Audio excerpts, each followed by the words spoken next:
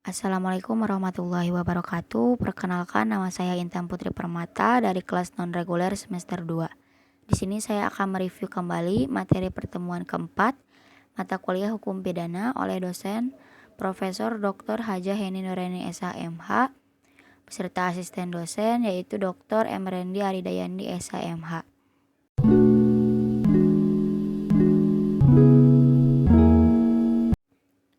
Teknik atau cara merumuskan tindak pidana. Yang pertama yaitu hanya memberikan nama yuridis atau kualifikasi tanpa menyebut unsur-unsurnya.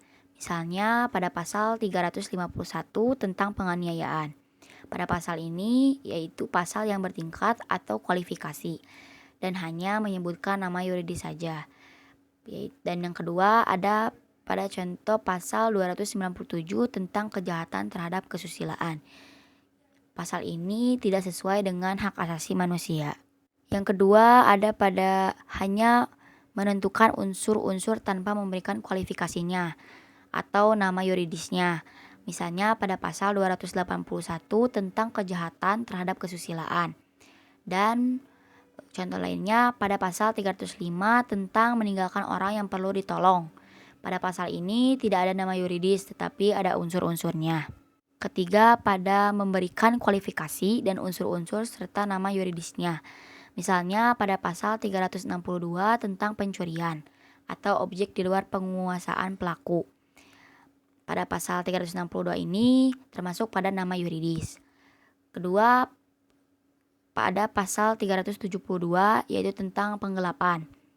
Pada pasal ini ada di dalam penguasaan pelaku dengan cara bukan melawan hukum. Dan pasal ini termasuk pada nama yuridis. Dan ketiga ada pada pasal 378 tentang perbuatan curang atau penipuan. Lanjut, subjek tindak pidana dibagi menjadi dua yaitu hanya manusia. Hanya manusia ini untuk tindak pidana umum dan manusia dan korporasi yaitu untuk tindak pidana umum dan khusus. Lalu jenis-jenis tindak pidana. Yang pertama menurut KUHP. Menurut KUHP ini, jenis-jenis tindak pidana ini dibagi menjadi dua, yaitu kejahatan atau misdriven, dan yang kedua pelanggaran atau overtradingan. Pada kejahatan terdapat pada buku 2 pasal 104 sampai 488 KUHP. Dan pada pelanggaran terdapat pada buku 3 pasal 489 sampai 569 KUHP. Perbedaan kejahatan dan pelanggaran menurut Memori van Tuliting didasarkan pada penilaian kuantitatif, yaitu kejahatan. Sanksinya lebih berat dibandingkan dengan sanksi pelanggaran. Selain itu juga didasarkan pada kualitatif, bahwa kejahatan yaitu delik hukum atau reh delik atau malaperse.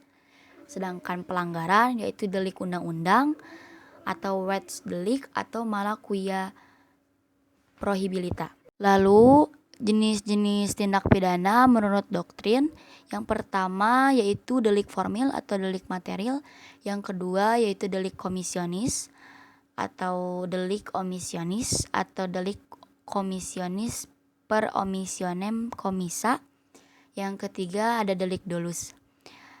Delik dolus ini bersifat sengaja dan termasuk pada kejahatan. Dan delik culpa yaitu bersifat lalai dan termasuk kepada pelanggaran. Lalu yang keempat ada delik tunggal. Delik tunggal ini konkursus atau bebarengan. Contohnya pada pasal 63. Lalu delik berganda. Yang kelima yaitu delik aduan. Delik aduan ini tindak pidana tertentu dan terbatas. Contohnya pada pasal 284 delik absolut. Yang keenam delik politik atau kebijakan dan delik umum yang biasa. Lalu yang terakhir delik khusus. Delik khusus ini tindak pidana khusus di luar KUHP. Dan delik umum ini mengatur formal dan cara acara. Terima kasih. Wassalamualaikum warahmatullahi wabarakatuh.